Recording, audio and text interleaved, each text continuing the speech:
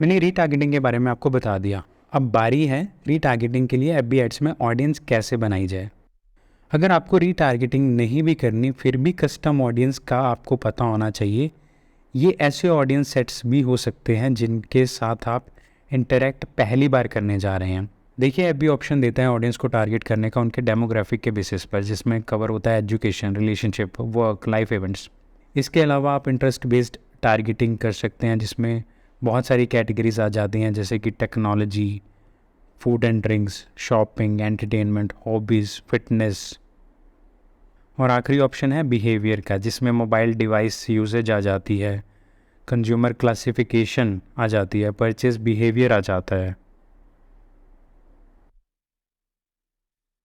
आप देख सकते हैं ये बिल्कुल नई ऑडियंस है, बिल्कुल कोल्ड ऑडियंस, आपके ब्रांड से कोई वास्ता नहीं है, कोई लेना देना नहीं है। हमें चाहिए ऐसी ऑडियंस जो कहीं ना कहीं हमारे ब्रांड के साथ इंटरेक्शन रखती हो। तो ये चीज़ हम कर सकते हैं ऑडियंसेस में जाकर।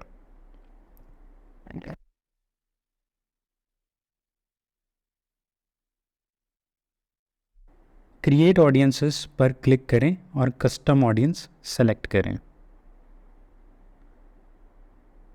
अब यहाँ पर हमारे पास ढेर सारे सोर्सेज के ऑप्शन है और मेटा सोर्सेज के ऑप्शन है। योर सोर्सेज में जैसा नाम खुद ही बता रहा है कि हमारे पास जो लिस्ट है, हमारे एसेट्स पे जो लिस्ट है जिनको अभी तक एफबी ट्रैक नहीं कर पाया, तो वो वाले सोर्स हम कनेक्ट कर सकते हैं। और ये वो वाले सोर्सेज हैं जिनके साथ एफबी ऑलरेडी कनेक्टेड है, जैसे इंस्टाग्राम अकाउंट, फेसबुक पिक्सल के इवेंट्स, हमारा Facebook page, shopping, instant experience, lead form, video. अब इस स्क्रीन पर हम बहुत कुछ कर सकते हैं।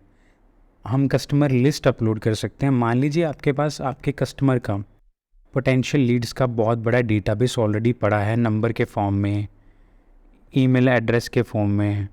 तो ये लिस्ट आप फेसबुक में अपलोड कर सकते हैं और ऐप भी इन्हें ट्रैक करेगा ऑनलाइन, और जो ऐड आप इन्हें दिखाना चाहते हैं वो दिखा पाएगा। कस्टमर लिस्ट अपलोड करने के लिए हमें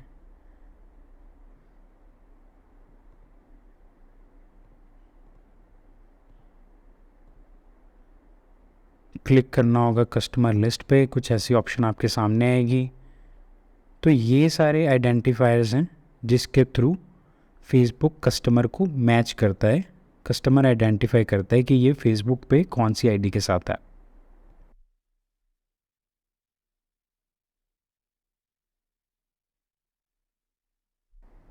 आप देख सकते हैं यहाँ पे मैं एक सैम्पल फाइल ही अपलोड करने वाला हूँ।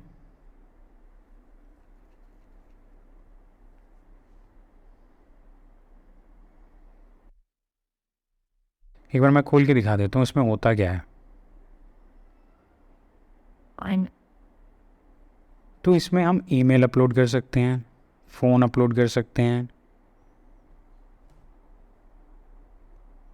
Media ID, first name, last name, zip, ये सारी चीज़ें हम अपलोड कर सकते हैं यहाँ पे। और ज़रूरी नहीं है कि आपको किसी एक इंसान की 3 ईमेल एड्रेस देनी होंगी। आप सिर्फ 1 या 2 कॉलम रख सकते हैं जो भी डेटा आपके पास अवेलेबल है। मान लीजिए मेरे पास सिर्फ ईमेल एड्रेसेस ही हैं, तो मैं ये सारी डिलीट कर सकता हूँ।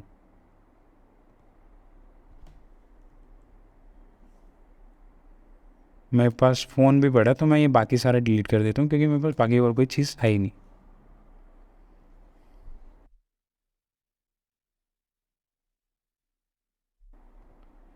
तो मैं इस फॉर्म में भी इस पर्टिकुलर शीट को अपलोड कर सकता हूँ, एक में ईमेल और एक में फ़ोन।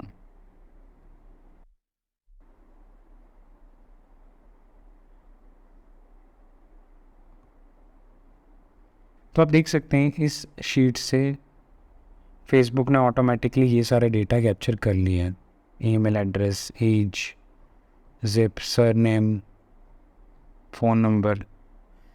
और मैं फिर से दोहराता हूँ ये बात कि आपको ये सारा डेटा रखने की ज़रूरत नहीं है। अगर आपके पास सिर्फ फ़ोन नंबर भी है आप फ़ोन नंबर भी अपलोड कर सकते हैं।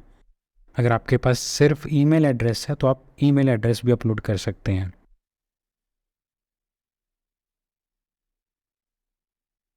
और 9 रोज अपलोडेड। ये हमारी बन गई कस्टमर लिस्ट। जैसे मैंने यहाँ पे 9 रोज अपलोड किए हैं, ये बहुत कम नंबर है, 9 कस्टमर का डेटा बहुत कम डेटा है। मैं रेकमेंड करूँगा कि आपके पास अगर 1000 कस्टमर का डेटा है तो वो अपलोड करें, कि जितना ज़्यादा डेटा उतना ज़्यादा अच्छा, क्योंकि 9 कस्टमर को हम कोई ऐड भी नहीं दिखा पाएंगे, ये ऑडियंस ही नॉट अवेलेबल रहेगी ऑडियंस साइज़ में, ये अपडेट ही ना हो पाएगी अच्छे से। और इससे आगे जो हम एक्सपेरिमेंट करना चाहते हैं, मान लीजिए इसका लुक अलाइक क्रिएट करना चाहते हैं, जो कि मैं आने वाले लेसन में डिस्कस करने वाला हूँ, वो भी ऑडियंस अच्छी नहीं बन पाएगी। तो जितना ज़्यादा डेटा उतना ज़्यादा अच्छा हो।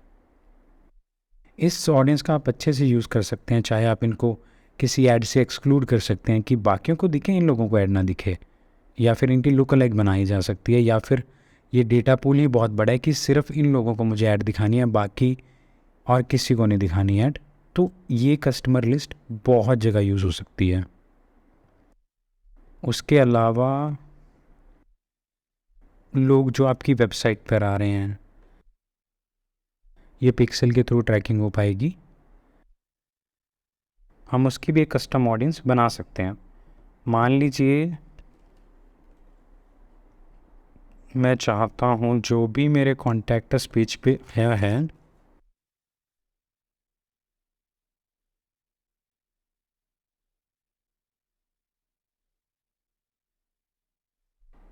मैं उन लोगों की ऑडियंस बनाना चाहता हूँ कि मैं उन्हें बाद में रीमार्केट करना चाहता हूँ, उन्हें रीटारगेट करना चाहता हूँ किसी और ऐड से, कि हमारा ये ऑफ़र चल रहा है। मैं इन्हें किसी भी तरीके से रीटारगेट कर सकता हूँ। मैं चाहता हूँ कि इन्हें ऑफ़र ऐड दिखाऊँ तो मैं वो दिखा सकता हूँ सिर्फ उन लोगों को जो इस पेज पे आए थे। इसके अलावा अगर इन्हें कोई प्रॉब्लम आई मेरे पेज पे तो मैं वो ऐड में बता सकता हूँ। अगर आपको मेरा नंबर नहीं मिला, अगर हमारी टीम ने अभी तक आपको कॉन्टैक्ट नहीं किया, तो ये हमारा हॉटलाइन नंबर है, आप इस पर अभी कॉल करें और अभी हम रिवर्ट करेंगे। बहुत सारी पॉसिबिलिटीज़ हैं, लेकिन मुझे फेसबुक को ये बताना है कि ऑडियंस वही होनी चाहिए जो इस पेज पे आई थी। बाकी वेबसाइट पे जो ऑडियंस घूम रही है उसको घूमते रहने दो, मुझे फ़र्क उससे पड़ता है जो कॉन्टैक्ट पेज पे आई थी। तो मैं ऐसी ऑडियंस भी बना सकता हूँ कस्टम ऑडियंस के ज़रिए। मैं इसको नाम दे देता हूँ contact us visitors create audience. Done. अभी तो जैसे कि आप देख सकते हैं मैंने अभी अभी ऑडियंस बनाई है, तो ये नॉट अवेलेबल ही दिखाएगा। जैसे जैसे उस पेज पे ऑडियंस आती रहेगी तो यहाँ पे एस्टिमेटेड ऑडियंस है, इसका नंबर भी बढ़ता रहेगा।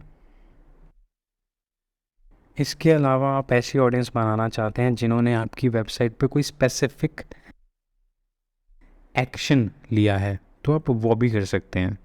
हमें क्या करना होगा, यहाँ पे जो भी हमारे पिक्सल में हमने इवेंट लगाए हैं स्टैंडर्ड या कस्टम, वो यहाँ पे विजिबल होंगे।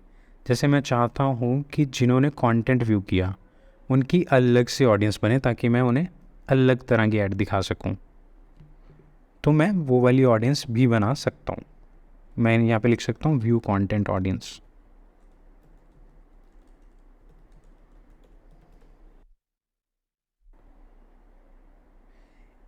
इन ऑडियंस को मैं किसी भी तरीके से बाद में रीटारगेट कर सकता हूँ, इनको कोई भी कस्टमाइज्ड ऐड दिखा सकता हूँ अपने बिजनेस के रिलेटेड।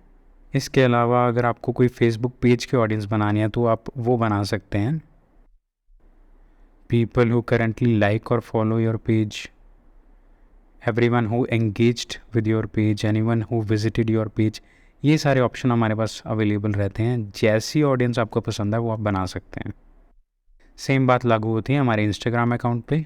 हमें यहाँ पे बस अपना इंस्टाग्राम अकाउंट सेलेक्ट करना है और हमें इवेंट सेलेक्ट करना है कि उन्होंने इंस्टाग्राम अकाउंट पे जाकर किया क्या होगा, उसको सेलेक्ट करके बस हम ऑडियंस बना सकते हैं। देखिए ऑप्शंस बहुत सारे हैं रीटारगेटिंग के लिए आपके पास, और ये भी बिज़नेस टू बिज़नेस डिपेंड करता है कि कौन सी चीज़ किस बिज़नेस के लिए काम करेगी। आप एक्सपेरिमेंट मोड हमेशा ऑन रखें और इन सारे ऑप्शंस का भरपूर फ़ायदा उठाएं। एक बात मैं बताना चाहता हूँ आपको यहाँ कि जब भी आप ऑडियंस बनाते हैं इनकी वैलिडिटी होती है कुछ ना कुछ, कस्टमर लिस्ट को छोड़कर। ये सदा आपके पास नहीं रहेंगे क्योंकि ये एफबी के सर्वर पर स्टोर्ड ऑडियंस है और सर्वर की कॉस्ट होती है। पिक्सल पे स्टोर्ड ऑडियंस जैसे वेबसाइट ट्रैफिक कोई पर्टिकुलर इवेंट परफॉर्म करने वाली ऑडियंस 180 दिन के लिए वैलिड रहती है। और जब बारी आती है एफबी इंस्टाग्राम पेजेस से जुड़ी ऑडियंस की, तो 365 डेज तक की ऑडियंस को रीटारगेट किया जा सकता है। और यहाँ पे एक मैं बात बताना चाहता हूँ कि ये जो ऑडियंस आप बनाते हैं, मान लीजिए कॉन्टैक्ट अस विजिटर्स हैं, तो इस वेब पेज पे जो भी ऑडियंस आती रहेगी वो बैकग्राउंड में अपडेट होती रहेगी। जैसा कि मैंने बताया, आज कोई यूज़र आया है अगर आपकी वेबसाइट पर, तो वो 180 दिन तक ही पिक्सल में स्टोर्ड रहेगा। उसके बाद वो ऑडियंस धीरे धीरे ख़त्म होना शुरू हो जाएगी। आप लास्ट के 6 महीने की ऑडियंस ही टारगेट कर सकते हैं, उसके पीछे की ऑडियंस को टारगेट नहीं कर पाएंगे आप, जब वो पिक्सल में स्टोर्ड रहती है ऑडियंस। तो ये चीज़ भी आप दिमाग में रखें कि अगर आपने कस्टम ऑडियंस आज कोई बनाई है, वो 6 महीने के बाद ऑडियंस आपके पास नहीं रहेगी। ये कंटिन्यूस प्रोसेस होता है, लोग आपकी वेबसाइट पे आते रहते हैं, कस्टम ऑडियंस बनती रहती हैं, उन्हें रीटारगेटिंग एड्स दिखती रहती हैं। एक ऑडियंस आज बनाने के बाद आप एक्सपेक्ट नहीं कर सकते कि 6 महीने बाद, 7 महीने बाद आप उस ऑडियंस को रीटारगेट कर सकें। आई होप ये सेशन आपको इन्फॉर्मेटिव लगा होगा। कस्टम ऑडियंस एक बहुत पावरफुल फीचर है फेसबुक एड्स का। ये हमारी मार्केटिंग एफर्ट्स को नेक्स्ट लेवल पर लेके चला जाता है। कस्टम ऑडियंस के कुछ यूजेस मैं आपको आने वाले लेसन्स में बताऊंगा।